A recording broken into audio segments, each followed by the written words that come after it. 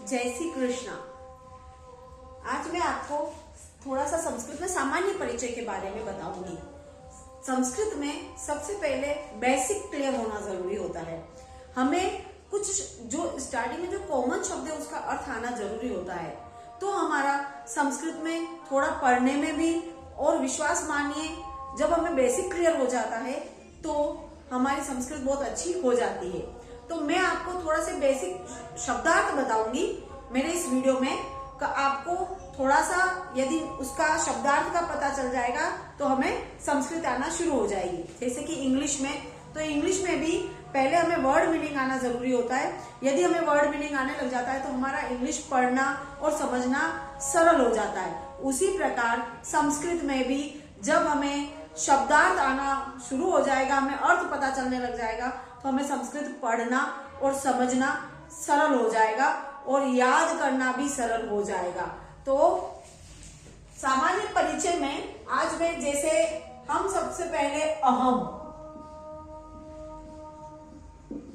यानी होता है मैं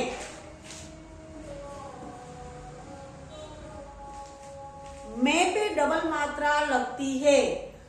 जब हम अपने लिए प्रयुक्त करते हैं तो डबल मात्रा लगती है, लेकिन जब हम कहीं जाना है या कमरे में जाना है तो उस में हमें एक मात्रा ही लगेगी।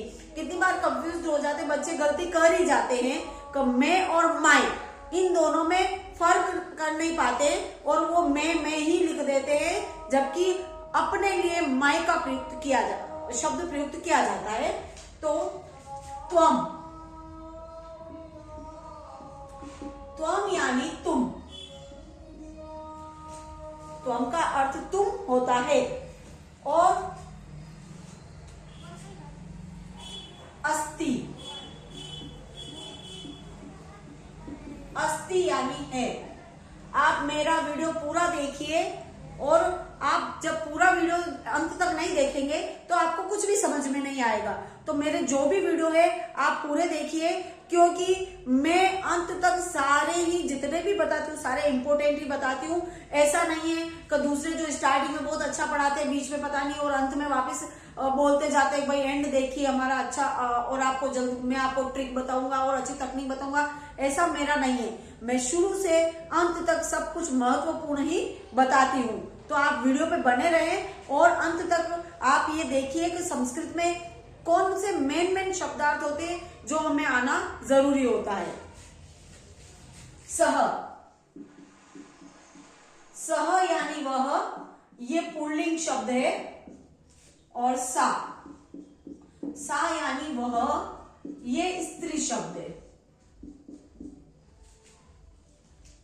आवाम यानी हम दोनों।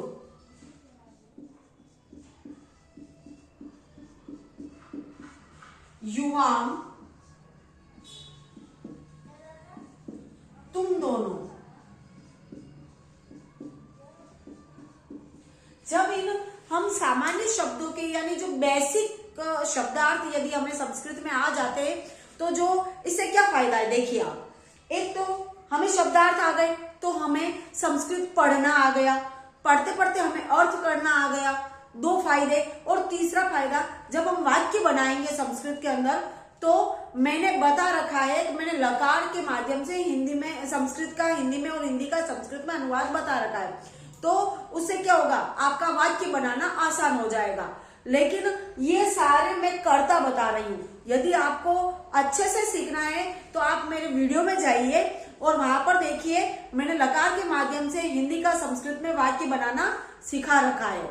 तो प्लीज यदि आपको ये अच्छा लगता है कि हाँ मैं बहुत अच्छा कंटेंट लेकर आ रही हूँ आपके सामने और आपको कंटेंट समझ में आ रहा है, तो प्लीज लाइक एंड सब्सक्राइब कीजिए। Thank you.